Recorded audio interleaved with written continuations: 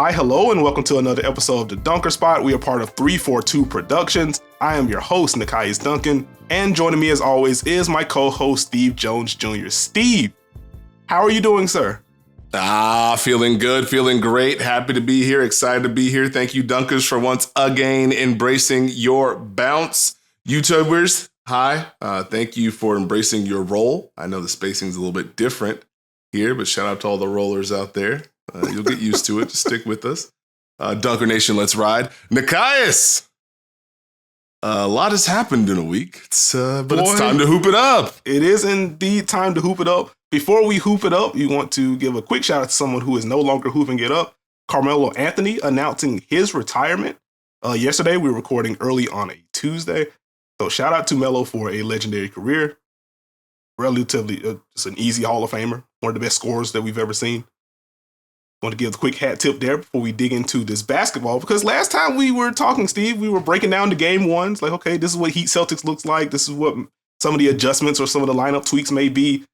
Lakers Nuggets, this is what it might look like. Lakers did the thing with Rui. Okay, let's see how the series goes. And we are here with Lakers Nuggets being done and the Heat having a 3-0 series lead. We'll start with the Heat since they are playing later today.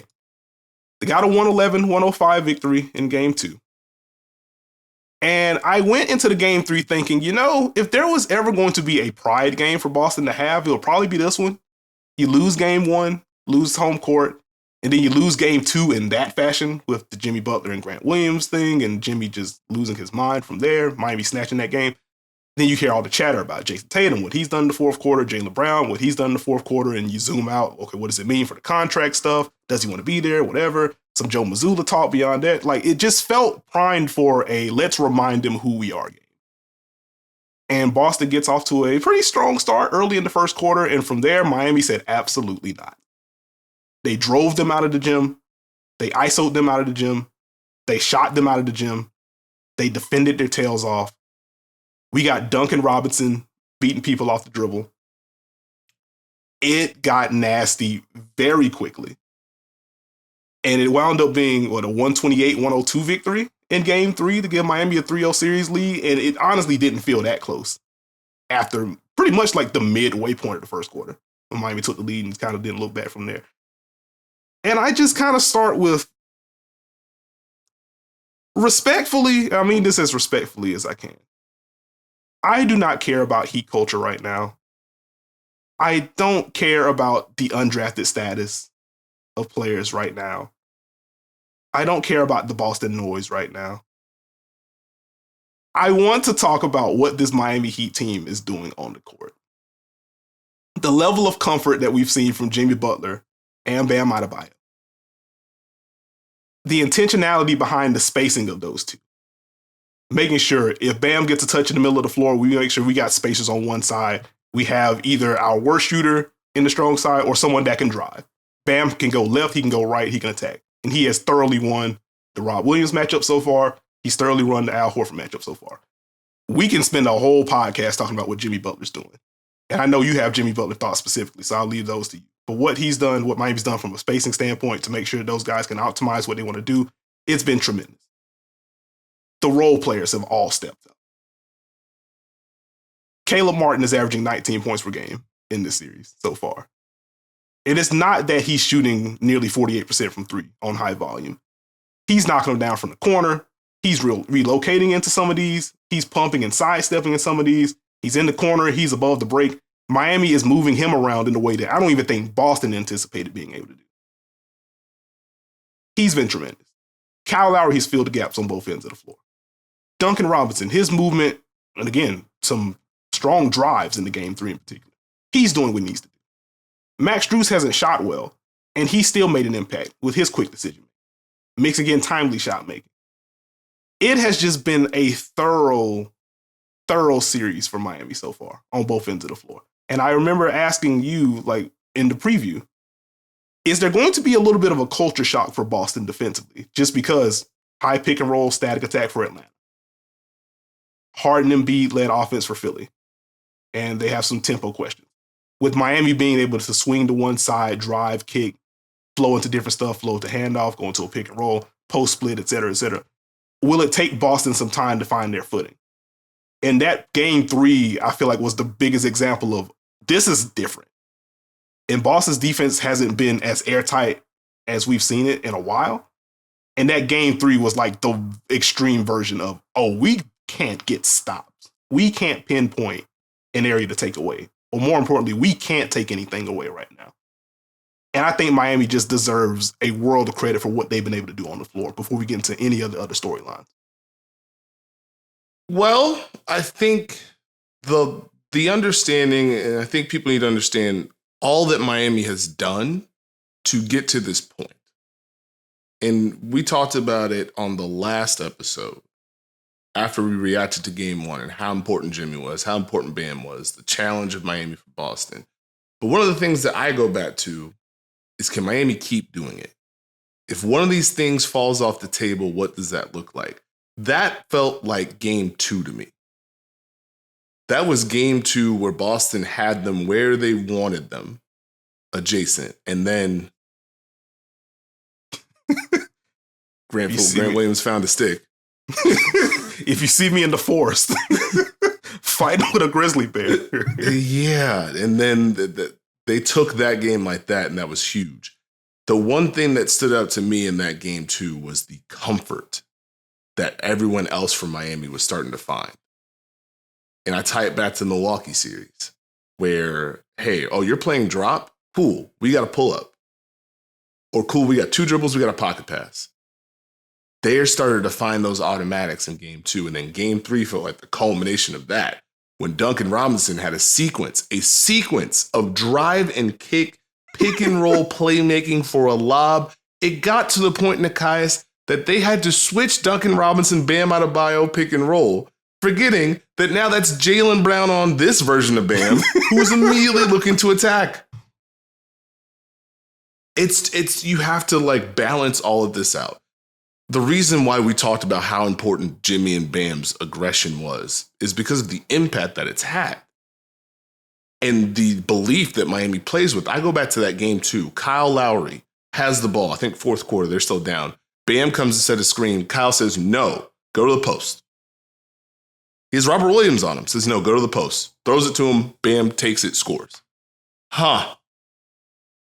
That's an important message that's being sent. If Miami is able to have Jimmy Butler doing this, Bam being aggressive, their ball movement, drive and kick, and the automatics of Boston's drop, what do?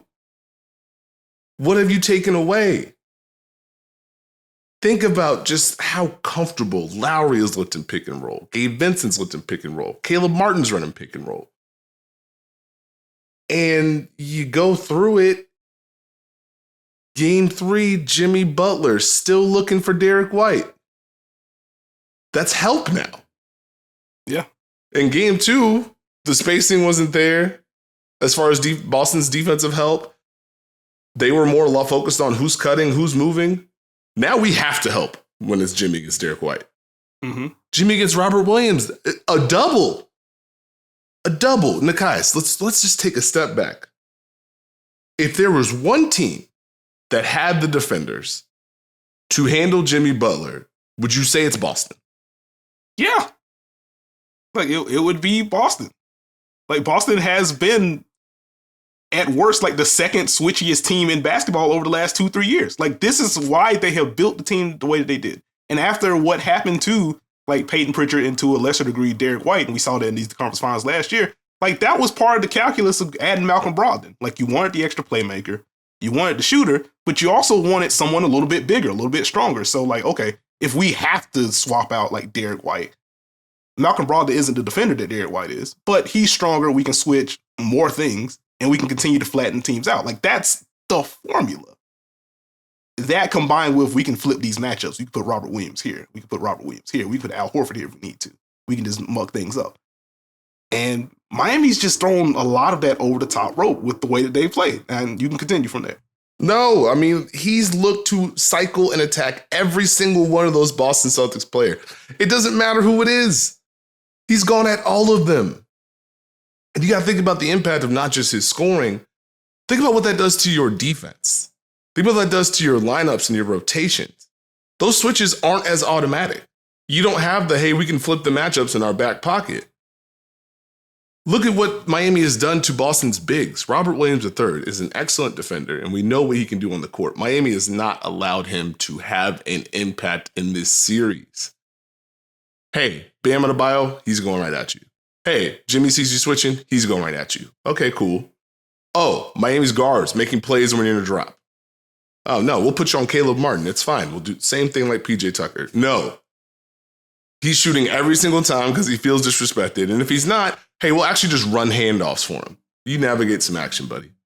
Yeah, like they're doing the flip the ball to this side, flowing to immediate handoff stuff that they were doing with Bam. Like they are nailing it. And I think I said this on an earlier episode of the pod, but I remember talking about Caleb Martin screening and how bad it was earlier in the year. Like that has grown leaps and bounds. And like that growth is popping in this series as they've used him as more of like a handoff hub or him being a screener and pick and roll when Robert Williams has gotten that assignment. Like that growth has been very important. It's small, can be nerdy if you want to call it that, but like that's important because it just opens up the ways that you can use him.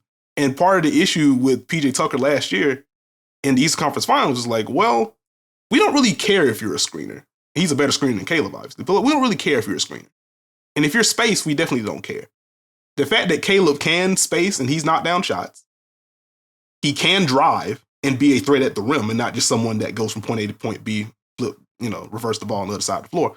The fact that he can drive and be a scorer, and now you open up the handoff and the pick and roll play with him too, it's a different dynamic. And to your point, Robert Williams has not been able to have a stronghold. Like he's been much better offensively than defensively in this series. And it's hard to call it like a problem because he's producing on the offensive end. And I think the offensive rebounding and him just kind of lurking around the dunker spot, like that's important for Boston. But the fact that that's the case is problematic for Boston because they needed him to hit, to open up the lineup versatility. Or even if you're going to go one big at a time, he has to be able to win his matchups. And then Miami's able to just ding him defensively.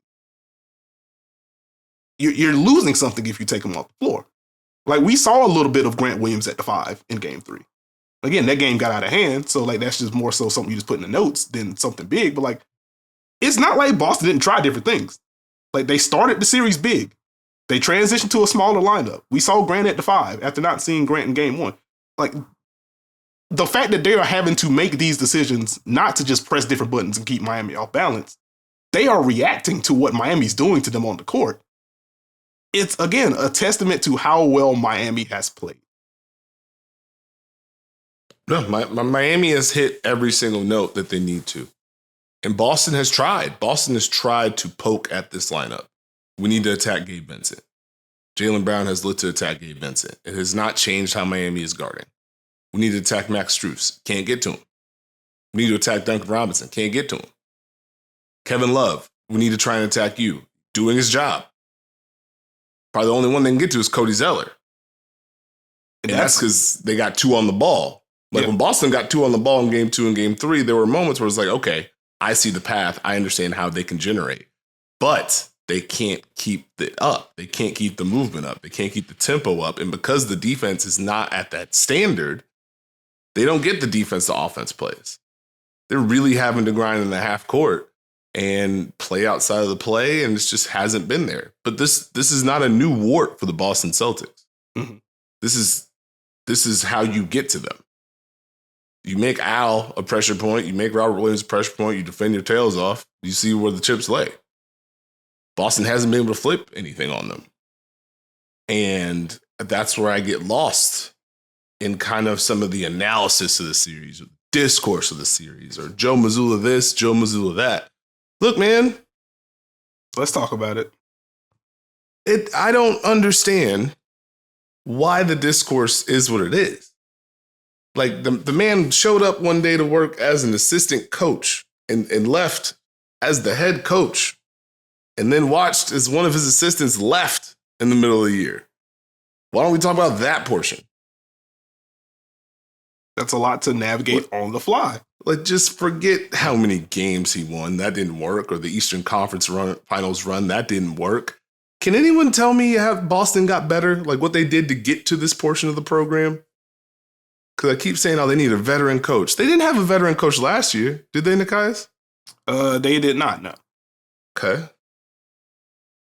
Or at least a veteran with, like, NBA head coaching experience. I guess Emme's been on the bench for a while. But, yeah. the offense pretty good for the majority of the year, you would say. You had a stat on that for most of the year, right? Yeah, there was a portion of a non-insignificant portion of the season in which Boston had the highest offensive rating in NBA history. Yeah, I remember going on a rant on this very podcast last season in defense of Ime Udoka. Because you want to know what the noise was then? Go ahead. Hey, man, he got to go. Why is he playing drop against Steph? Even before the turnaround. I think they still had Dennis Schroeder, but I was like, hey, man, this ain't all just the coaching. They got to play better. And guess what they did? They played better. And now it's like, hey, that was working. It's like, have you not seen the growth, the changes? Like, if you want to tell me, hey, drop isn't working, I totally understand. You want to talk about lineup combinations? I totally get it. But again, that ties into what Miami is doing. Miami is forcing them into these decisions, into these rotations, putting this kind of pressure on them, and they haven't been able to answer the bell. That happens. There's only 2 teams that make it to the finals. There's only one team that wins. Winning is very, very hard. Very, very hard. If you want to say he trusts his team too much, I get it. But let's talk hoops. Let's talk what Miami's done. And I game 2 was such a massive victory for Miami to take it the way they did. Mm-hmm. And game 3, they just opened everything up. So now it's like, okay, I know Boston's path. All Miami needs is 48 more minutes. Yep. 48 more minutes of something. Jimmy game, a Bam game, Gabe game, whatever. 48 minutes is all we need. Yeah. And I think that's kind of, as you zoom out, like that's the scary part of this series for Miami. We've gotten the Jimmy moment, or we've gotten Jimmy moments. We haven't gotten the Jimmy game like we saw in the Milwaukee series. Like we haven't had that yet. Bam has been tremendous in this series. Actually, let me just take a quick pause right there. Bam has been tremendous in this series. Mm-hmm. His consistent aggression, we talked about the offense, but being used as a screener, forcing switches when necessary, winning against the drop, getting into the pocket, knocking down short jumpers. The handoff work has been very important defensively. What he's done in the drop has been very important. And when when Boston tries to tinker with the lineups, they go smaller. Like, okay, K-Love, you take Al Horford. Bam would just guard Jaylen Brown. And it's just like, the fact that you could just assign your center. Like, yeah, go take this all-NBA wing, please. Just do it. Switch if necessary. It's insane what he's been able to do. It's been insane what he's been able to do this postseason. And like, Bam hasn't been fully healthy for this playoff run either. Like, Jimmy's doing this and the ankle isn't 100%. Bam's been doing this and shoulder, knee, hip, ankle, whatever you want to call it, with the banging that Bam's had to do on the interior this year. Hamstring, like he's been phenomenal in this postseason run. Just wanted to give Bam the love that he deserves there. But to your Boston point, like, I haven't been a fan of the discourse either. Like, I'm trying to find the line myself between like, hey guys, Boston not playing well doesn't mean they haven't done anything, etc. I also, like, I don't think Joe Mazzulla's done a perfect job either. So, like, there is room to criticize, but, like, it's just felt odd because it just feels easy to go to him versus, it would help if Jaylen Brown has made more than 2 threes in the series. Like, that would be helpful. It would be cool if Jason Tatum had the jumper going. The drives have been very important for him, and I still feel like he's been pretty good defensively. Like, he's been great defensively this postseason, but in this series, like, still been solid. It would be help if either one of them could score in the fourth quarter. Like, that would be helpful. Some of that is on Joe. Let's dial up these sets. Let's get some Spain. Let's force some switches, and let's let our stars attack matchups in that way versus letting them figure it out.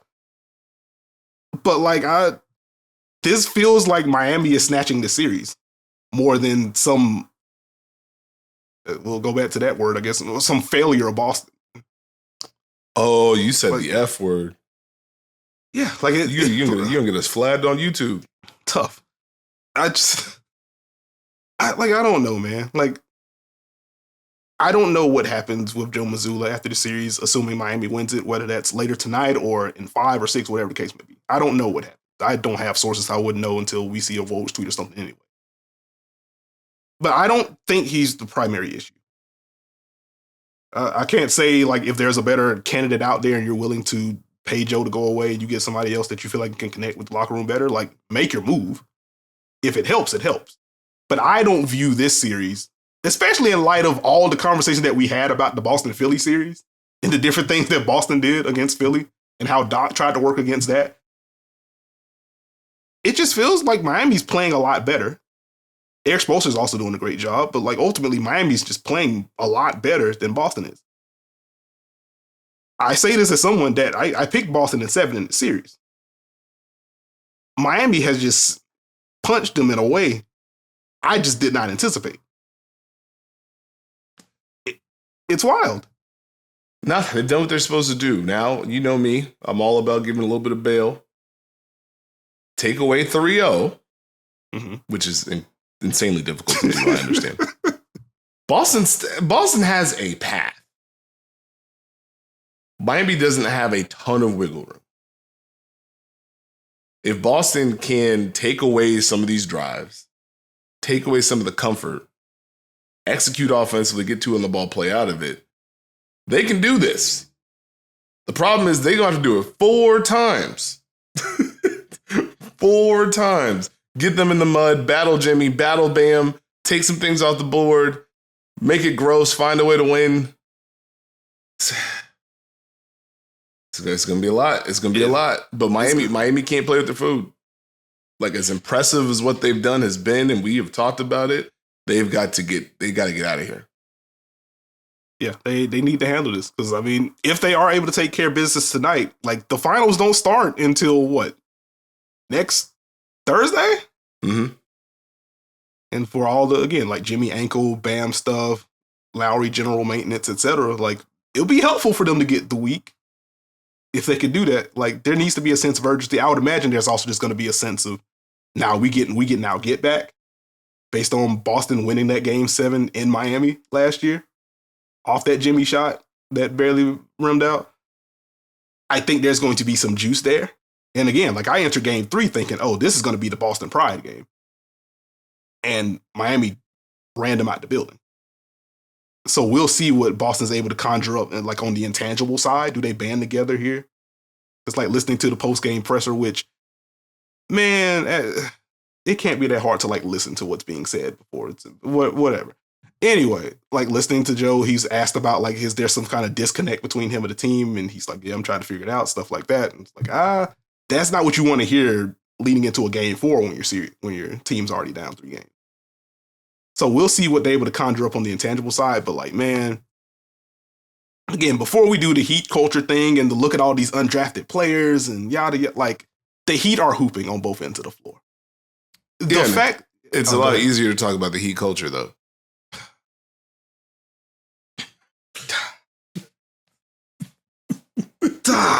It is. These guys are hooping, man. Gabe Vincent getting buckets, Caleb Martin getting buckets. It's been such a ridiculous postseason run for Miami. Now they're a game away from the finals. Speaking of the finals, the Denver Nuggets were able to punch their ticket to the NBA Finals after a thrilling game 4 victory. Big fourth quarter from Nikola Jokic. That was just a fun game. A nice back and forth affair. It looked like the Lakers were going to snatch out and extend the series. And then that third quarter happened. And Denver was like, actually, we're just better than y'all. Actually, you're just not going to score. It's going to casually outscore you by 20 in the third. You have fun with that. And Jokic eventually slams the door. I'm very impressed with what Denver was able to do. I have deeper thoughts, but I just start with what an impressive run for Denver and what this has been. Well, Denver really went out and won this. I know that's not great analysis, but stick with me. My mind goes back to, since everyone's making remakes, this was just a remade version of the 2013 Western Conference Finals, in which the San Antonio Spurs took the Memphis Grizzlies and said, here's your 4 games, bye. And I, because I worked there in Memphis at the time, sat and yelled to anyone I knew, man, we was right there. That was the closest 4-0 sweep you'll ever see. Which, side note, do you know the insanity you have to truly believe that in your heart? No. 4 possessions here, 3 possessions here. Outside of game 1, we were in every game, I think, led or at some point, and it just didn't matter. And in this one, it just did not matter. Denver had an answer at every single time. LeBron had that first half in game 4. That first half. The Lakers scored, 70 plus in the first half? Yeah. 7 minutes later, Denver leads. And that, to me, speaks to just Denver, knowing who they are, their mindset, their identity, their togetherness. That was an emphatic way to win that. And they were just a better team. Like the poise they had during this series. I go back to the stretch where Jokic had to sit out because he was in foul trouble. Aaron Gordon's at the 5. Bruce Brown, KCP making shots. They're making plays. It's like, wait a minute. Not y'all. They took that punch and immediately came back and got it. And I was like, they just found ways to get it done. If Jokic was struggling, we find ways to get it done. Here's Jamal Murray. You know, if you want to throw Rui, cool. Here's some counters. We'll go pick and roll. We'll get some more movement. We'll make you switch back. Like, we'll find a way. Jamal Murray, still running loose. Jamal Murray, just very quickly, 32.5 points per game. 32, 6, and 5 for Jamal Murray. On 50, 40, 90. It's insane. 52% from the field on 22 attempts, 40% from 3 on 9 attempts, 95% from the line. They never had an answer for him. But I go back, I get so reflective on this Denver run, and it kind of gets me sideways, but like, to bet on Jokic to that degree, and I know all sorts of discourse around him, but you think about, we can win a championship with him. We can make this work. And the evolution of him defensively, from, oh boy, what is this, to, hey, we found a coverage for you. You just keep doing this, to a playoff run where he's mixing in being at the level and in drop. To know what it could look like with Jamal Murray, if he can stay healthy, to stick with him. And for him to have this run is huge. To add Aaron Gordon to your core and know, okay, we got Jokic, we got Murray, we got Aaron Gordon, we got Michael Porter Jr. We got enough. And have 2 of those guys just out. And still be able to say, nope, that's our core. Kentavious Caldwell-Pope, you come here. Bruce Brown, you come here. We're good. Think about it, Nekias. How much time was spent talking about the non-Jokic lineups or the backup big or whatever happened, right? Buddy, it was a big part of the Jokic MVP case, it turned out, with the plus-minus stuff. Like, they couldn't function without him on the floor. And you think about the fact that this playoff run, the answer for that was, hey, here's Aaron Gordon and Jeff Green. Have a blast. Think about that. Nikola Jokic was incredible in that series. He did his job on both ends. Anthony Davis, I'm going to be tall, I'm going to contest. We're going to see what happens. Cycling through matchups. Making plays, making reads. Just the mental decisions that he made for that Denver team. To put up, 27, 14, and 11 assists, shooting 50% from the field. How do you handle that? What do you do with that? And then you got to give a salute to Coach Michael Malone. That man was on the hot seat for how long? Yeah. Rumblings this year. Like, hey, man, when that slide hit Denver, like, hey, man, if they don't make a run this year, I don't know. I don't know. And sure enough, they're going to the finals. To the finals. The man with the eternal chip on his shoulder is going to the finals. And just the game plans that they put out there. Again, Minnesota, we're mixing our coverages against you. We're not giving you automatics. Phoenix, the challenge that Kevin Durant and Devin Booker took to Denver, and Denver being like, nope, we're just going to tweak it. We're going to stick with it. We're just going to fix our help, be locked in. We'll find a way to recover. Lakers, here's a drop. You just got to deal with it. We're sticking with the drop. Our help's going to be in. You got to make the right play over and over again. And the Lakers just could not find that formula consistently. They couldn't shift Denver's defense. Like, I thought LeBron was really good in game 4 with his passing. I thought empty corner, pick and roll, see your help, let's make moves, find in the pocket, post ups, double, let's get it out there. Couldn't make enough shots to make him pay. Couldn't keep hitting the notes. Jokic was comfortable defensively, and they couldn't get Denver's offense in the mud. whenever they did, they got mud adjacent. Here's Jamal Murray. Mm-hmm. Here's KCP. Here's Bruce Brown. Oh, there's Jokic again. Yeah, like that was about to be the point I was going to bounce off of. Like it was a lot of, hey, here's Jamal Murray. And when he eventually cooled off or had those pockets where he didn't go in, Jokic was like, fine, give me the baton back. I'm good. Here's some timely shot making from KCP. Here's some timely plays from Bruce Brown. Here's MPJ, which game 3, 6 assists for MPJ. Look, like one, it made me chuckle because it was just like, wow, MPJ found the X button. Great. But like it does kind of speak to the growth that he's filled in where he's needed to fill in throughout this postseason run. Like I talked about it a little bit heading into the series, like, hey man, like, or even heading into the Phoenix series rather. I'm like, hey man, MPJ's been working on defense this year. Like he's always been an important part because they need him on the back line if you're playing the Jokic at the level. But like this felt like the first year, like, oh no, like he's not just passing the test, like he's getting a good grade here. Like he's doing what he needs to do. Now, it did get a little bit iffy in this series in particular for MPJ, but like effort was never a question.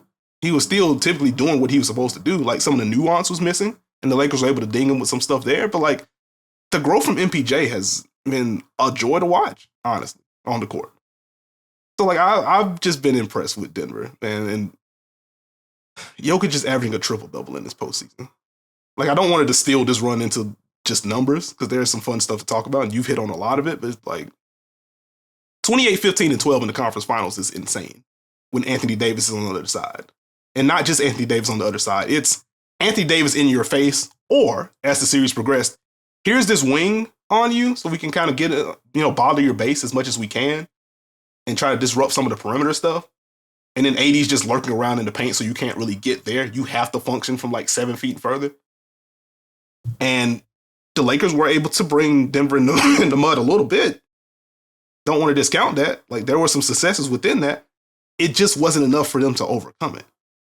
And I think I kind of zoom out because as I was thinking about this earlier today, I felt like my thoughts were similar to what I had about Philadelphia when they eventually lost to Boston, where it's like Philly did different things. They obviously need their stars to hit, but they did different things. They pressed different buttons with their lineups. They moved guys around. But like ultimately, it did, like the personnel issues are the personnel issues. Like I ended up tweeting about it, I think it's either after game 2 or after game 3. One is like, man, D'Angelo Russell really felt like the Laker guard that couldn't afford to have a bad series. Because one of the questions that we had entering the series was like, hey, how much scheme versatility does Denver have? It's been a consistent question for Denver throughout the season and throughout this postseason, but like, okay, how many coverages can they cycle through? We know what their best one is or what their most ideal coverage is. How much can they play drop? And for D'Lo, this is a series tailor-made for you to average 17 and it takes drop off the table. And now it has to be Jokic at the level all the time. And it felt like it was kind of getting to that point even without D'Lo. It kind of felt like they were reaching that point in game 4 where it's like, hey, because of what the Lakers were getting and because of the Jokic foul trouble, which we don't have to talk about the calls. But because of that, it's like, oh, Jokic has to be at the level. And now it's really important for this back line to be keyed in terms of their help. Can the Lakers find stuff there? But D'Lo largely not being able to knock down shots in this series, you shift to Dennis Schroeder, which I think it's fine. Like the screen navigation when he's locked in, because game 1 wasn't it for him. But overall, the screen navigation is going to be important. The drive is going to be important. He does have a floater, so you can ding drop a little bit, but it's not the same threat. It wasn't enough for Denver to be like, okay, now we can't play this coverage against Dennis. You talked about Austin Reeves and some of the shots he was getting earlier in the series against drop, and he wasn't making them. It's like, well, you got to knock these down. Basic analysis, but you got to knock these down. Austin Reeves can knock down enough shots. He has a comfortable floater. He can get to a pull-up. It's not enough to where Denver's like, oh, we can't play drop against him. And with LeBron, with him on the ball, like if there's a complaint is too strong. If there's something I would point to with the pick and roll attack, because I do think with D'Lo not having it and with how Denver was kind of treating the other guards, not named Austin Reeves, it felt like more on-ball responsibility shifted to LeBron. It became more pick and roll heavy, either for him to just draw a switch and then flow into a post-up or just running ball screens and trying to stress Denver's defense out that way. Looking it up this morning, it was 36 empty corner pick and rolls for the series for LeBron. That's not a low number. I do think that was too low of a number, considering the questions that we had and we talked through during the watch party. Like, okay, how keyed in is to help one pass away? If it's LeBron Brown empty corner pick and roll and Dennis Schroeder's one pass away, is the guy guarding Dennis Schroeder part dead to nail? Is he really locked in? What's happening here? And for portions of that game 3 and portions of the game 4, it felt like that portion of the help was inconsistent for Denver. And that could have opened up some driving lanes if LeBron was driving to the middle. But that could have opened up the roll and opened up the short roll and opened up that pocket if the screener was rolling to the middle. And for it to be 36 in the series and only 6 of those came in game 4, I'm just like, that's too low. If you're going to get to Jokic in the drop, it being in the corner and stressing out the help behind that felt like the easiest way to go about that. And it was kind of weird for me that that wasn't an emphasis, especially with the success that they had in games 2 and games 3. Because those numbers, I think game 2, empty corner pick and roll with LeBron, 1.33 points per possession. Game 3, 1.75 points per possession. I'm just like, oh, they have found it. That may be the way that you get to Jokic, and more specifically, you get to Jokic in the drop. And even in game 1, I think that number was 0.89 points per possession on trips featuring empty corner pick and roll. Those were a lot of good looks that the Lakers were able to get out of that. It was a lot of LeBron get the pick, force a switch, turns to a post up, and now help comes there able to play out of that. And they missed shots. Austin Reeves missed a couple of pull-ups out of that. So it was like the efficiency numbers were low, but the quality of looks were high. So I thought with what they saw in the first 3 games of the series, and especially that game 2 and game 3, they would hammer that home, especially when you factor in LeBron had it cooking in the first half of that game. They just didn't hammer it. So I don't know if that's just a LeBron preference point with, I want to run my pick and rolls in the middle of the floor so I can direct who goes where, spacing-wise, stuff like that, or how much of that was Darvin Ham. But that's one thing I can point to with the Laker offense. But even beyond that, there are only so many buttons to press with the spacers that they had. And like their primary spacer / pull-up threat, D'Angelo Russell, did not make shots. And so you remove him out of the lineup or move him out of starting lineup like they did in game 4, it becomes easier to help off of Dennis Schroeder instead of D'Angelo Russell, even if he was outplaying D'Angelo Russell. It just made it easier for Denver to hold serve defensively. And ultimately, if Denver isn't shifting what their base is, they can survive defensively. And they did more than survive. And the offense just kept going. It just kept on. I've talked a lot, but yeah, that's kind of where my brain went with that chess battle. No, that's fair. I think LeBron, they hit the empty corner button. I don't have all the numbers, but it felt like they were trying to do it. But then I think LeBron was also matchup hunting. Mm-hmm. So, hey, Jamal, you come here. MPJ, you come here. Let's try and figure that out. So I just think they were trying to toggle different things. It was interesting, though. I think part of it for me feels like maybe, hey, look, if we can get this, we know where the help is. We can play out of it. We can get to drive and kick. I think Denver held up for the majority of the series as far as being able to recover and keep the ball in front. But when the Lakers were able to get drives, it was big. It did feel like there was a shift usage-wise with Anthony Davis. I'm not going to do the alternating days thing. That's not me. But it did feel like the heavy usage kind of changed throughout the series as they were trying to open things up. So I don't know. But I again, just give credit to Denver, but I give credit to the Lakers. I mean, that's an unbelievable run that they had. This team was in the play-in tournament. Team was out of the playoffs before they made all them trades. But being able to retool that roster, to have an opportunity to have that game plan to get Memphis in the mud, to get Golden State in the mud, to put yourself in an opportunity to get to the finals. LeBron having this year, Anthony Davis continuing to show what he can do, Austin Reeves and Rui contributing. I think there's still something there. The only issue is going to be, hey, how much time do we have? They've been searching to try and get back to that championship formula that they found. They've tried all sorts of pieces to make it work. They finally at least found some, even though 2 of them didn't even play in the elimination game. Yeah. But you at least have a sketch where, okay, this could still work. So, get size, get length, get lineup versatility, get some playmaking, get some shooting, have the right pieces in place. Yep. And it's going to be an interesting offseason for the Lakers. Rui hitting free agency, D'Angelo Russell hitting free agency, which, I mean, again, I'm not a source person. I would be surprised if D'Angelo Russell is back. I would just put it that way. But Rui's free agent, D'Angelo Russell free agent. Like, Austin Reeves is a restricted free agent. Austin Reeves is coming back. I just do not envision a world in which Austin Reeves is not a member of the Lakers with what he showed this year and what he showed this postseason. But they don't have as much cap space to work with, even with those guys. Even if you announce all those guys, like they can't get quite to a max slot.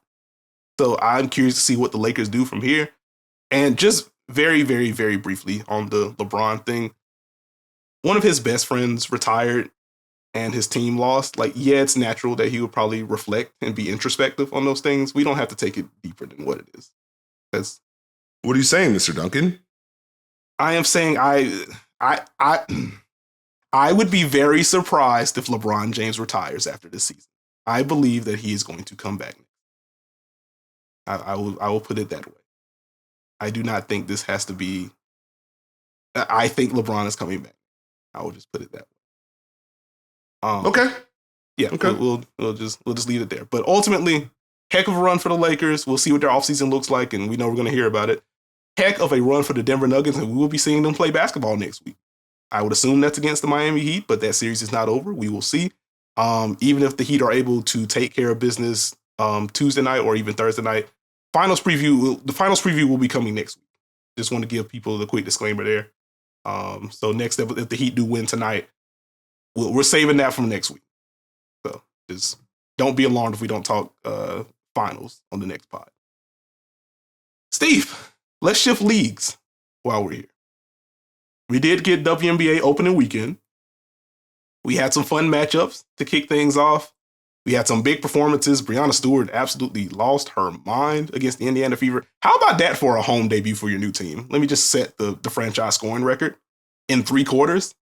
Like that seems to be cool. I will give the floor to you. Like, what popped for you opening weekend? It could be a big takeaway. It could be multiple takeaways, however you want to go. What stood out to you opening weekend? Stretch of games. One, it was fun to just see it back, to finally be able to dig into it and really get an understanding for what was going on. I think my top 4 is much more solidified. Probably 5, I would say. Okay. I think that the Aces are unfair. And I'm trying to leave a lot of those points to you, but just off rip, Candace Parker and A'ja Wilson playing defense together, it's not fair. But then it's like, oh, there's movement. And now it's just Kelsey Plum on the right wing with all sorts of space. And there's still false movement. Oh, boy. Okay. And then you see the interactions between Candace Parker and A'ja Wilson, where Candace is like, oh, my bad. I'll let you cook next time. It's like, oh, yeah, they can get better. It's like, okay, Aces, y'all go up there. I think the Liberty, can't think of a worse matchup for them than the Washington Mystics on the road to start the season. It was just like, hey, we're trying to figure some things out. And Washington was like, nope, you don't get to figure any of those things out today. Sabrina, here's these switches. And if you drive, here's some more help. And good luck. Hey, nice, Breanna Stewart, you got there. Switch, double. Oh, yeah, you guys don't have all the counters yet. You'll figure it out. And then they did that to the Fever. So I think this is going to be off-putting as a comparison, but they give me year 1 Nets vibes. Stick with me. Just from a standpoint of you can see what the ceiling is, but you know they have to work to get there.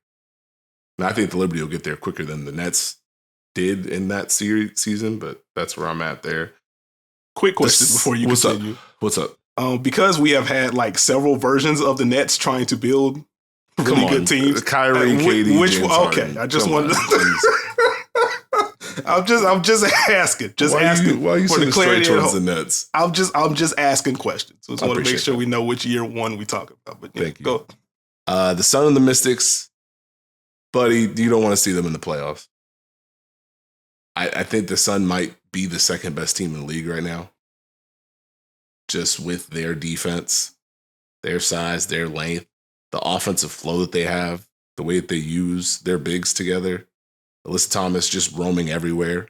Hey, here's a slice to the post, and here's a screen to the elbow. Here's some elbow catches, and you can just go pick and roll. Just do whatever you want. Bree Jones doing work down low. Bree Jones will seal your entire family. She will seal your entire family. You are not keeping her off the block. I am sorry. Traditional post up, pick and roll, flowing out of horns to dive into the basket. You are on her back. Best of luck to you and your loved ones. Continue. No, so I think they have a lot in the tank. Shouldn't disrespect them. The Mystics are going to be very, very good. Don't sleep on them. Both of those teams are going to eventually have to figure out some offensive things. Connecticut was like, you have to go first. Washington, you gotta figure out that first. So I'd stay away from them. If there was a surprise, it's probably the Sky and the Mercury. Okay. I had them flip-flopped. And it's good to see Brittney Griner, A, playing basketball again, and B, picking up right where she left off. Yeah. Night one, hey. Okay. Oh, okay. No, she's back. Okay, got that. The Sky, you could just see the formula. Like, I don't think the Mercury have enough folks to make what they want to do work. Like, I think I've reached that point where it's like, I just don't think they have enough to hit those notes. I think the Sky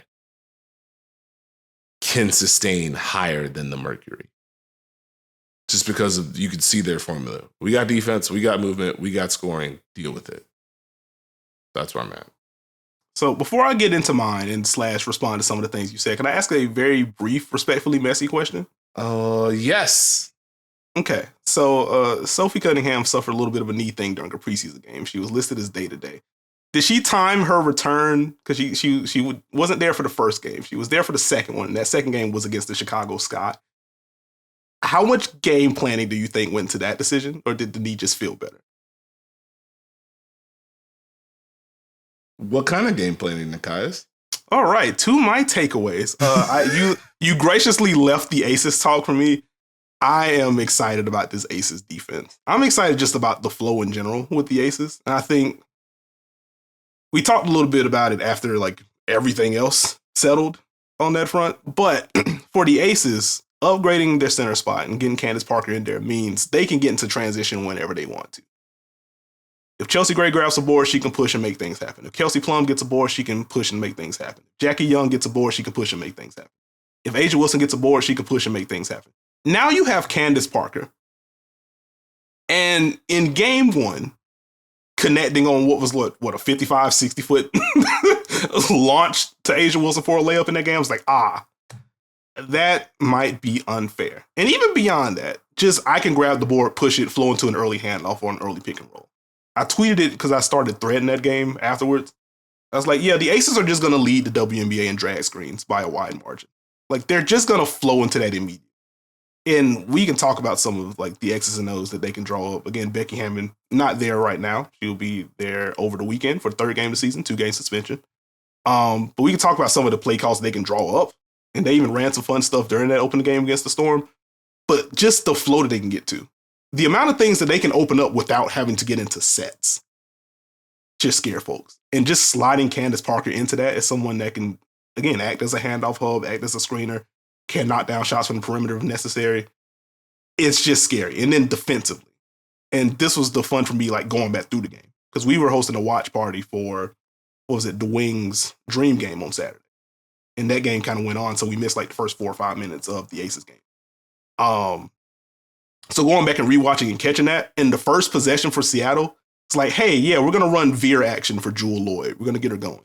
And Jackie Young gets caught flat-footed, and Candace Parker's like, oh, I see Jackie got caught. Let me switch out as Jewel Lloyd is making the catch. And as she catches and turns, Candace Parker is in her face. I'm just like, oh, it's a little bit different when you have a big like that could just make reads on the fly defensively. And that's beyond like the actual like coverage versatility. We saw Candace in a drop. We saw her at the level. We saw some switching from her. Like, the Aces haven't even had to get into the zone back yet. There are just so many things that the Aces can do. I was very impressed with the flow, the versatility. Jackie Young, the aggression popped off the screen. If that's the level of aggression and quick decision-making that we're seeing from Jackie Young, you flat out cannot guard this team. I'm excited to see how that progresses throughout the season. To the Sun Mystics point, the defense for both sides is going to be nasty. Like, I think for the Mystics, adding Brittney Sykes, friend of the program, please come back. But adding Brittney Sykes and her ability to navigate screens, her ability to make plays happen on the weak side of the floor. Like, we talk about the steals with her. Her ability to just kind of act as the low man to get blocks is very underrated. Like, you're adding that element to a defense that's already stout. It's insane. And for Connecticut, like, you lose Jonquel Jones to the Liberty. You still have Bree Jones, who could be in a drop or can be closer to the level, and she's also just large, so good luck scoring over her. You still got Alyssa Thomas, who was incredibly rude in both of the games that she played in over the weekend. Like, you get the fever in game one. It's like, hi, Alyssa Smith. I know how skilled you are. I know you can shoot. I know you can drive. I know you can post up. I don't care about any of that, actually. Sorry. And then her work defensively against the Mystics. Yeah, that's cool. Like, you're trying to move me around. I see that. I'm still keyed in with my help. I'm still peeled in early. If you try to pass behind me, I'm right back here. If you do play with a little bit of tempo, we'll just switch. And not only will I switch, I will chew up the space as I make the switch so you don't even have a pocket to attack. I'm right here. Best of luck to you. I am feeling very good about my Defensive Player of the Year pick 2 games with Alyssa Thomas. She is insane. But I did want to talk about the offense. And more so the Mystics offense. We're 2 games in, but this also goes back to the offseason conversation we had about the Mystics, specifically after the Brittney Sykes signing. I was like, hey, they have gotten better. They have added talent. Their defense is going to be even more insane. But my question was, does this fundamentally solve the biggest question that the Mystics have? And that is, how do they create consistently in the half court? How do they consistently create half court advantage? Elena Delanon is insanely good at basketball. You give her the ball because she is insanely good at basketball and can score in a multitude of ways and can score on all 3 levels. If she has the ball, how are you spacing around her? Can you create easy looks for Elena Delanon versus she can bail you out because she's really good at basketball? And it was telling to me that Brittney became a little bit of an offense-defense sub towards the end of that Sun game. They had Shatori Walker-Kimbrough in. It's like, huh. And I look at all the late game clips in that game where Natasha Cloud is either spaced 1 pass away after making an entry pass, or she's above the break on the opposite side or the opposite wing. And seeing Dewana Bonner just in the lap of Elena Delanon no matter what she wanted to do, if she didn't have that matchup. Or whoever was guarding Natasha Cloud just in the lap of Elena Delanon. I'm just like, that's my question with the Mystics. And it's more so of a playoff question, because I think, barring health issues, they're just going to win a bunch of games. And I do think, zooming out, I do think they're the second best team in the W. But that's the playoff question that I wanted them to try to solve in the offseason. I don't know if they solved that. Their defense may be good enough to where it doesn't matter. They may be able to get more stops, which sounds insane, which gets them out in transition more, which that really allows Brittney to pop because she is a wonder in the open floor. And I think her rim pressure in general is going to be very important for this team, because last year it was pretty much, Natasha, can you get 2 feet in the paint? If not, who gets 2 feet in the paint? So it helps they have someone else, but like the spacing issue still kind of persists for me. And I want to see what they do to try to work through that. One, I want to see them play someone who's not Connecticut. Yeah. Before I go too far, because you are not wrong, but also Connecticut is very, very good defensively. So I want to see if that's just as a thing or if Connecticut's just very, very good. I think for Washington, these are important reps. I mean, again, season's very early. You need to get off to a good start, but you need to know, okay, what's our tempo like? What do we look like when our tempo is bad? How do we solve that? Can we make quicker decisions? Can we get to drive and kick? It felt very slow against Connecticut as the game wore on, where it's just one option, now what? Or we're really probing this drive. How much are we using EDD off screens? Or is we just trying to get her the ball? Like, so I think with time, they'll probably find their purpose. I think they have the drivers they need to. I think they just kind of have got to take some of these lumps to find their way. Yeah. So again, it's been 2 games for them, so like there should be no like series writing off or anything like that. But that's what kind of popped for me as I was watching both of those games. Like, okay, yeah, the defense is here. I have no concerns. When this slows down, I need to see how they're able to. You got to be able to generate easy stuff for Elena. I want them to be able to do that. Did you have any Liberty thoughts, by the way? Don't think you're skating off easy. I saw your reaction after game 1 of the Liberty season. I did not see your reaction after game 2 of the Liberty season, where they went ahead and got some medicine. See, I'm not letting you do this. I will say, like, I'm very much in wait and see mode in terms of like, okay, what are the rotations going to end up being? What are the lineup combinations that they want to play? And just general offensive flow. Because like even in the Mystics game, and again, credit to the Mystics for what they were able to do defensively. Like, you could still see the outline of what the Liberty were trying to get to with some of their actions. And then you just kind of see the out game or the end game is like, oh, well, now this is Sabrina making a decision with Brianna Stewart here, Jonquel Jones here. And it's like, oh, what do we do with that? Oh, this is a low post touch for Jonquel with Brianna Stewart spaced here. And it's like, huh. Like, even in the misses and some of the clunkiness, it's like, oh, this is what they're trying to get to. There's a level of absurdity at times where you can kind of see, oh, wait, yeah, you got them deep in the clock.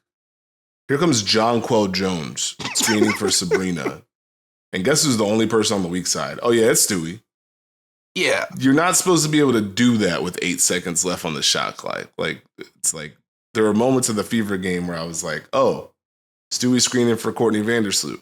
Indiana forgot who Courtney Vandersloot is. Courtney Vandersloot has a layup. Or they helped. Oh, it's a kick and an extra pass to Sabrina. And if she passed that up, it would have been an extra pass to Jonquel. And it's like, well. Yeah, it's a lot of talent. It's a lot of talent. So for me, it's just more so because, like, I figured, and we talked about this. I was like, there's going to be a little bit of adjustment period here. So, like, I'm not having any firm takes right now. So they're very clearly trying to work through some stuff. Like, what they did to the Fever is unfair. And honestly, I'll probably save it for a later pod. But, like, there are just some roster questions and some lineup construction questions I have with the Fever. Like, how are we going to maximize some of these young players? Again, here we go with the coughs, the mild irritations, whatever. Anyway, I do have some questions about how they plan to maximize some of these lineups. Because I guess on the Fever front, first and foremost, Aaliyah Boston's very good, and she's going to be very good. I also kind of feel sorry for her because, like, the opening season gauntlet is like, hey, here's Bree Jones and Alyssa Thomas. Game 2, here's Jonquel and Brianna Stewart front line. That's neat. But she's held her own. Like, I end up threading the Sun Fever game. And it's like, okay, here's the Sun trying to get the empty corner pick and roll. And it's like, man, Aaliyah's just kind of nailing this. And, like, her defense obviously popped at South Carolina. But it's just like, wow. Like, she really has the sense of how much space she can give, the timing of when she wants to contest, making sure she doesn't open up too far to open up a drive. She doesn't commit too much to open up the roll behind her. Like, she's young, but she already has these understandings and intricacies of, like, drop. That's exciting to me. Watching some of the post-ups, the up and under, they got, like, the Tim Duncan split video. I wish I could remember which account did it. I was like, yeah, she might see some single coverage this year. This is exciting. We can see the bucket getting. I do worry about just the general spacing with surrounding her, how they're able to open things up for her. And then defensively, the screen navigation just isn't great ahead of her. And that's going to make her, she's going to have to clean up a lot of messes, put out a lot of fires defensively. And I think she's good enough to do so, but, like, that's a lot of strain to open up a season. And then as teams start to get comfortable with, oh, okay, she's better defending these actions versus these actions, we can now, like, attack her. And with how the W scheduling is, like, you may play Saturday, your next game's on Wednesday, you may see, like, more game plan stuff than you would see, like, on the NBA side. So I do wonder, like, as the season progresses, how are teams able to ding her aside from just, hey, this center is also large, Aaliyah Boston's in foul trouble. And we saw some of that in game 1. But I'm impressed with what I've been able to see. I hope they're able to open up a way to really showcase the passing ability. Because I think that can, if the passing's able to pop, I really want to see her and Queen Echo play together at some point. Because I think defensively that's going to be nasty. But offensively, like, neither one of them are 3-point shooters right now. And so you have to be able to open that up, invert the floor. And I don't know about the spacers beyond those two right now. But, we're keeping tabs on the Fever. I love the Chicago Sky shout. I caught up on what thing was Sky Lynx yesterday because I was able to catch the other Sky game, Sky Mercury. And man, what they did to the Lynx in the second quarter of that game, it was just like, actually, no, you're not going to have any advantages ever. Actually, we're going to switch 1 through 3. Our bigs will be at the level, which again, I'm feeling, if we're doing early, like, pats on the back, I'm feeling really good about the Morgan Birch all rookie team selection. She's just good. She's just good and solid. The defense pops, connective playmaking in the half court. She can shoot as well. She's just really good at basketball. But anyway, the bigs are versatile and active. The guard play, we're going to keep an eye on it. We'll see how Marina Raby feels as she's working back from injury. So no major thoughts on that yet. Courtney Williams taking more threes. It's interesting to me. Kalia Copper, obviously very good. That's cool. I'm with you on the Mercury. I don't think they have enough of the pieces. Like, I want to echo your sentiments. Brittney Griner, just very good already. And, like, it's encouraging to me. Like, one, she's just blocking everything inside, it feels like. But two, the fact that we're 2 games in and we've seen Brittney in a drop, we've seen her closer to the level, we've seen some late switches. We've seen her in the zone. I'm just like, this is further along than I thought in terms of, like, the scheme versatility with her. She must really be feeling good, like, physically. And I'm excited to see, like, what that means a week or 2 down the road as she fully gets the legs under her. But, like, you can't stop her on the block. And I'm loving, they are very intentional about having Diana Taurasi one pass away, or she's making an entry pass, or they'll have Diana set a cross screen and then pop up. Like, it's really good stuff the way that they're generating these post-ups for Brittney Griner, so that's smart. But yeah, like, they miss Skylar. Again, no Sophie in the first game. She's back in the second game. But, like, they have to find more to really make the Mercury pop, because I think Brittney's going to be ready for it. What else did I have on DW front? How do you feel about the Sparks? They got the early showcase game against the Mercury, Brittney's return, and that game turned very quickly in favor of the Sparks. I feel very good, especially once these Sparks were able to get closer to their second unit, or they started to sub. You could start to see with that group, that's how Kurt Miller wants to play. This is the ball movement he wants to play with. This is the pace and tempo he wants to play with, and that started to, like, lead into back when the starters started to come back in, and now it's like, there's a lot here. I like the pace. I like the tempo. I still have questions, I guess, about some of the lineups and the wings and the guards, but I thought the guards did their job well. Yeah, that's what I thought the bigs showed up. I thought everyone let it fly offensively. The ball was moving. I thought Samuelson was great in her minutes. I thought Zaya Cook was cooking, and that changes the math to me. Yeah. Was it a 14-point second quarter for her? So if that guard room's going to be a little bit stronger, that wing room's going to be a little bit stronger, you have a excellent amount of great bigs, so you don't have to worry about that. I see the vision more with the Sparks. It'll be very interesting for obvious reasons, but very interesting to see how they measure up against the Aces. Yeah, that's going to be an interesting game to watch for sure. But yeah, I'm right there with you, because I had the wing question. There's some guard questions as well. But I mean, if Zaya's going to cook like that, I'm not apologizing for that one. But if Zaya's going to cook like that, and if Lexi Brown is going to continue to shoot the way that she does, and we saw her pop last year, but the movement shooting really popped in that opening game as well. They have some lineup versatility. They have some flexibility. Like Shanae Agumuke taking threes now, like that's fun. Hey man, they got a lot of buttons they can press. That isn't always a good thing, but in this case, and again, we have Kurt Miller coaching the Sparks. Like there's room for excitement here. I'm ready to see more from him. I guess last thing I had, as we hosted a watch party for the Dream Wings game on Saturday. Woo boy. They're not, I'm not doing the Wizards pump fake thing, but like we talked about it on the preview. I was like, as I've seen more of the Wings, as I thought more about it, like I see the blueprint, like I'm warming up to them. And then what they did to the Wings in the first half of that game, it's like, what they did to the Dream in the first half of the game, I'm just like, yo, this is kind of rude. Like Orike just shot the leather off the ball. She had the whole family in attendance and let everyone know about it. The step back was on point. But beyond the Orike scoring, the usage of Satu Sabali really popped for me. I was about to say that's going to be the one that's going to get you on board, buddy. Listen, I hope Satu Sabali is able to stay healthy. Because, buddy, hey, you can initiate some actions. We can use you as a screener as well. Here are these post-ups. Here are these ISOs. Walking into threes and knocking those down, flying around defensively, can defend just about any position. I am in on the healthy version of Satu. And for as electric as Orike was in that game, and particularly the first half, Satu was the best player on the floor. And if Satu is the best player on the floor with Orike, all W talent, or at the very least an all-star talent, Ryan Howard, who was an all-star last year, very high on Alicia Gray, high on Cheyenne Parker. The fact that Satu Sabali was, I think, pretty firmly the best player on the floor, that bodes well for Dallas. Hey man, defense was doing the thing. So again, I'm not going into pump fake territory. I want to see more. But it was a good opening. It was a good opening for the Dallas Wings. I'll put it there. You can see the template as you stated, you could see, hey, Enrique, go crazy. Natasha Howard, do what you do. Mm-hmm. Satu's improving. I like their bench. Like, I feel like they have solid players. Veronica Burton should not be slept on, by the way. I feel like she does her job extremely well. Her defense was very good in that game. So you could see how they could do it. The Dream, however, how did you feel about the Dream?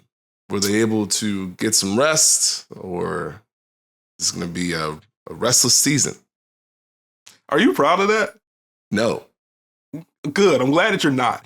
I will just say that the Dream do indeed have some things to sort out. Opening weekend, so no major alarm bells or anything like that. The defense really has to be there for them, though. Because I do think they're going to eventually be able to find the offensive flow. But the defense absolutely has to be there. And then I am kind of keeping an eye on, hey, so what happens if we do just switch all this stuff with these playmaking wings that you have, or these versatile wings that you have?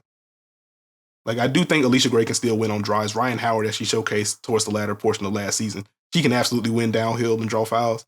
So, like, it's not necessarily they can't do it, but in terms of the flow that they want to get to offensively, I do think switches against them is going to be something to keep, just to monitor moving forward. And Dallas had the personnel to do that with some of the lines that it threw out. Like, no, let's just flatten some of this out.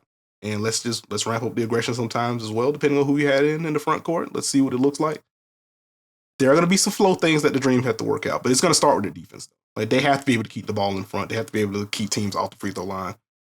Because if not, it can get a little murky for them early on. So keeping an eye on the Dream. We will leave it there, though. Any closing W thoughts? No, I'm good. I'm happy it's back. Hopefully it continues to fire up. There's still going to be basketball played no matter how these series go. Very true. Very true indeed. I'll leave it there. We'll have some more thoughts as more games are played between now and, I guess, Thursday or Friday morning, depending on how these games go. So we will see.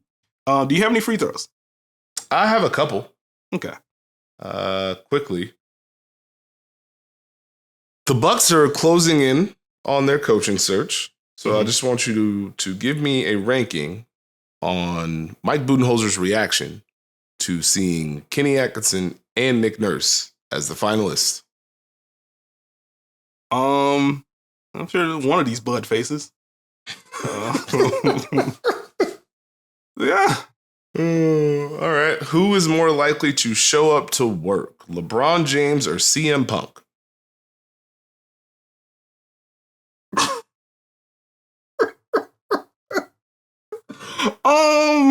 LeBron James for me. I was not anticipating that one. I'm going to be honest. Yeah, I'm here. Is all black shoes with white socks criminal? I guess so. I was not. Kelsey Plum, God bless her. I was not expecting that one for the post-quarter interview with her and Holly Rhodes, just letting that fly. I do kind of wonder, like, if you're watching that back as the Storm, and I guess I'll have a Storm thought after this, but, like, how do you feel about that? Like, oh, y'all just doing banter during the first quarter where the game's still kind of close right now? And then it eventually became a 41-point victory. But y'all just doing banter like this? This is how y'all think of us? It's crazy. But yeah, I don't know if it's criminal. That's not something I've given a bunch of thought to. Sock, shoe color, etiquette, I don't know. But she felt very strongly about it. Have you ever worn black shoes with white socks? Probably. You got it on right now, don't you? I do not right now. Ah, I see. I see. The Houston Rockets rumored to be targeting Brooke Lopez, Dylan Brooks, Cam Johnson, and Austin Reeves. Power rank them as far as fits for Houston. Okay, so hold on. Let me pull up the notes out real quick. Let's get these names in here. So we got Brooke Lopez. Go ahead. Dylan Brooks. Okay. Cam Johnson. Okay. And Austin Reeves. Austin Reeves. Austin Reeves in Houston conceptually is funny, but I'll leave that one alone. I would say in terms of fits, probably Cam Johnson at the top of the list. I guess Cam, Brooke, Reeves, Brooks, I think is where I go. I think that sounds about right. Okay. Question for you real quick.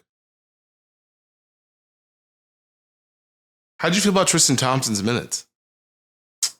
Well, I was a bit concerned very early on, and then he had that post up against Jamal Murray that ended in a missed layup. I was like, yeah, you can't do that. Well, we're paraphrasing from the watch party, but you can't do that. And then the fourth quarter started, and he was just making all of the plays. I was like, well, I guess I got to walk that one back. He's hooping. I take it back. Good stuff. Good minutes. He was hooping. Good minutes. The hashtag is Big Agenda. Kendrick Perkins tweeted yesterday a lot of laughing and jokes from casuals about Tristan Thompson, but he's out there giving the Lakers some quality minutes. We love a good callback. That's good work. That's good work. Hat tip to you, good sir. Yeah. That's that's tremendous work. Did you have more free throws? My final one. Okay. Kyrie Irving or Trae Young? Shout out breadwinner. The answer is Trae.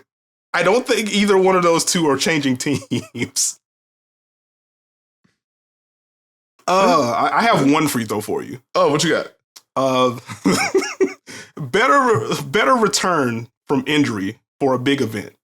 Tyler Herro or Cody Rhodes?